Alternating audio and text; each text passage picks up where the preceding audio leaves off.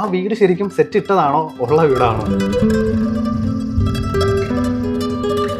അതിന്റെ ഭംഗി, ആ മലകളുടെ അല്ലെങ്കിൽ ആ വീടിരിക്കുന്ന ആ പ്രദേശത്തിന്റെ ഭംഗി, അത് ബാഹുൽ രമേശ് ചേട്ടൻ ഭയങ്കര ബ്യൂട്ടി ആയിട്ടാണ് ക്യാപ്ചർ ചെയ്ത് വെച്ചേക്കുന്നത്. ഹെവി വിൻഡ് നമുക്ക് പോലും നമ്മൾ പോലും ഇങ്ങനെ കുറച്ച് ശക്തിയായിട്ട് അടിച്ചിട്ട് ഇതിന്റെ നമുക്ക് തന്നെ മനസ്സിലാവും ഉള്ളിൽ നിന്നുണ്ടെങ്കിൽ അതിന്റെ വൈബ്രേഷൻ.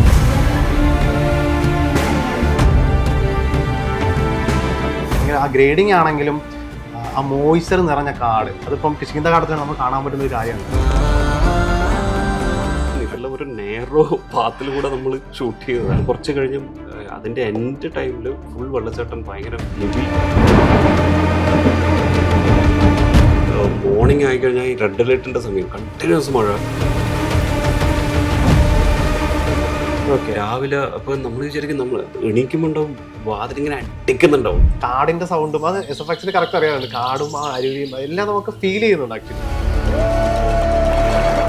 ശരിക്കും നമ്മളൊരു കാടിനകത്ത് തന്നെയാണ്. പിന്നെ നിങ്ങൾ കണ്ടിട്ടുണ്ടാവും ഇവന് ഓടിയിട്ട് വരുന്ന ആ സ്റ്റെപ്സ് എല്ലാം നിങ്ങൾ കണ്ടിട്ട് നമുക്ക് ഒരു ആർട്ട് ഡയറക്ഷൻ വർഷങ്ങളായിട്ടുള്ള ഒരു സ്റ്റെപ്പ് പോലെയെല്ലാം തോന്നുന്നു. ബിയാന മോമി എങ്ങനെയാണ് ഈ ക്യാരക്ടറിനെ കണ്ടെത്തുന്നത്? ആ ഫേസ് കുറച്ച് വ്യത്യസ്തമാണ്. അതാണ് ആ ക്യാരക്ടർ ഭയങ്കര ഇമ്പോർട്ടന്റ് ആണ്.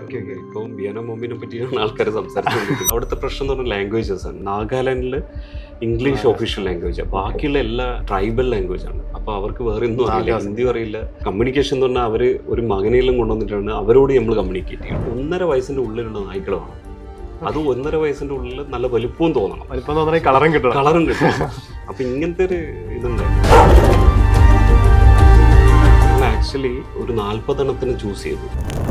ആ ഒരു റിസ്ക് എടുത്തുന്നില്ലേ. ഓക്കെ, നിങ്ങൾ പോയി, ഞാൻ പ്രൊഡ്യൂസറിന് ജയറാമൻ ഒന്നും അല്ലെങ്കിൽ കൊണ്ടുവന്നോളുന്നു. കൊണ്ടുവന്ന് കഴിഞ്ഞാൽ ശരിക്കുള്ള അതിന്റെ റിസ്ക് മനസ്സിലാക്കി.